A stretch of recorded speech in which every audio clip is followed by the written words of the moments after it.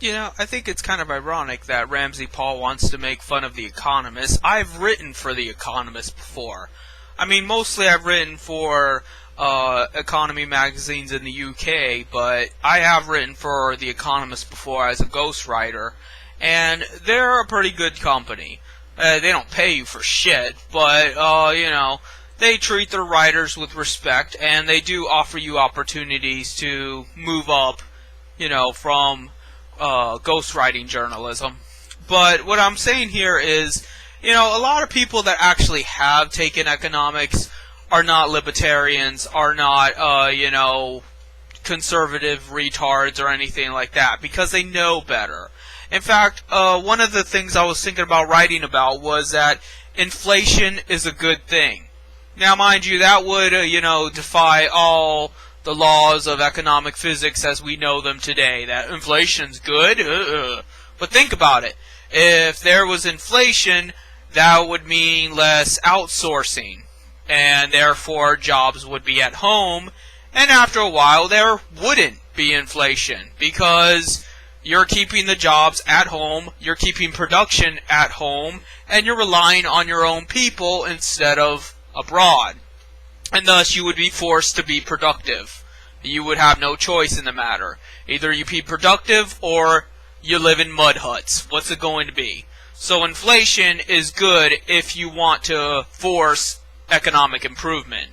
The worst thing you could possibly do is have a continued exportation service, a continued exporting of goods and services. That's what Japan does. And look at the situation Japan is in. They kind of deserve it, but you get what I'm saying. So that's one of the reasons inflation is good. Another reason inflation is good is because it lowers the wage gap between people. Money is simply a number. It is simply a number to define the cost of goods and services. It's arbitrary. There is no objective value to it other than what whoever is selling it says it is. Unless everything has an absolute price as defined by the state, which even then would just be the state's ultimate ruling rather than if that's actually the physical price of something, it's just up in the air. It's abstract. And therefore, if we realize that market value is abstract, then why do we put so much emphasis on price and on numbers in the first place? With inflation, you are forced to basically be equal under the economy. Some people will have more of, these than others. I mean, think about it. Let's say 100 years ago, a penny was worth a lot more than it is now. That means that someone with 5 pennies was far richer than someone with 1 penny.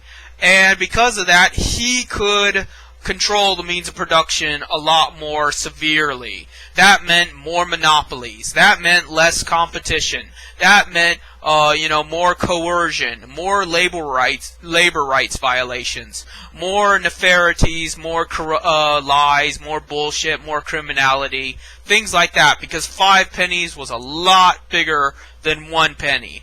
But as time went on and inflation took over, the difference between 5 and 1 penny became far less significant. Now, 5 and 1 pennies is still jack shit.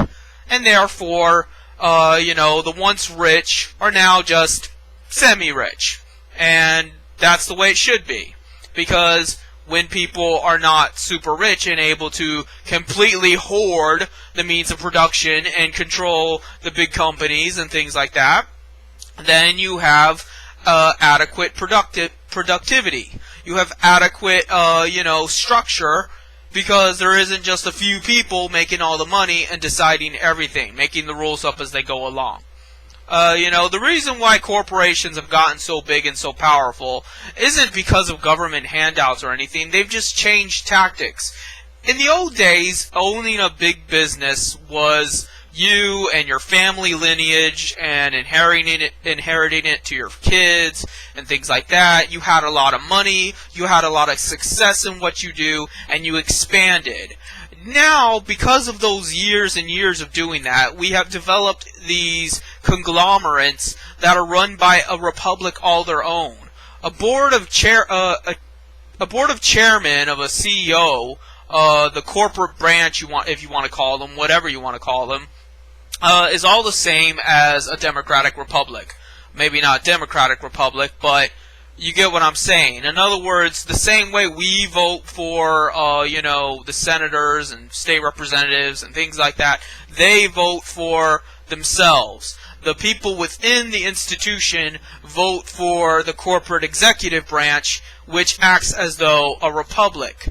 And this republic runs the multiple company spectrum, and then they have managers below them to deal with the individual issues of individual stores, much like in the U.S. you have governors to deal with the individual states. That's how gigantic companies have become, where they are as the United States in and of itself. They are similarly governed, yet separate. That's a little disturbing. And you should be concerned about that. You should be concerned about that McDonald's and Walmart and Starbucks and Microsoft and Google, Facebook, anything you can imagine is so big that it is ran basically like your U.S. government, where you have this hierarchy of governmental positions. Only they're not the government. They are a private institution. Do something about it. Reinvent the New Deal. Bring back labor unions, tax the rich, something, and people just don't want to get it. People are religiously indoctrinated when it comes to the free market, and that's why you're in the terrible position you're in. I know about economics. You don't. So, things are only going to get worse for you. I guess that's all I have to say for now.